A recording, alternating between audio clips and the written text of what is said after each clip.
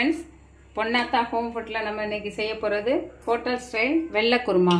குக்கரை அடுப்பில் ஏற்றி 3 ஸ்பூன் ஆயில் விடணும். விட்டு ஆயில் சூடு போட்டு அப்புறம் 2 பல்லாரி கட் பண்ணி வச்சுருக்கேன். அதையும் ஆயிலில் போட்டு நல்லா வதக்கணும். கோல்டன் ப்ரௌன் ஆகணும். கோல்டன் ப்ரௌன் வந்தப்புறம் 1 ஸ்பூன் இஞ்சி பூண்டு பேஸ்ட் போட்டு நல்லா வதக்க வேணும்.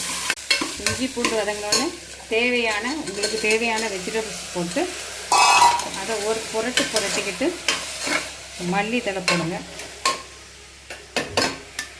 அப்புறம் நான் அரைச்சி வச்சுருக்கிற அரைமுறை தேங்காய், 1 ஸ்பூன் பெருஞ்சீரகம், 10 பாதாம், தேவையான அளவு உப்பு, தேவையான அளவு தண்ணி, கரம் மசாலா 1/2 ஸ்பூன் போட்டு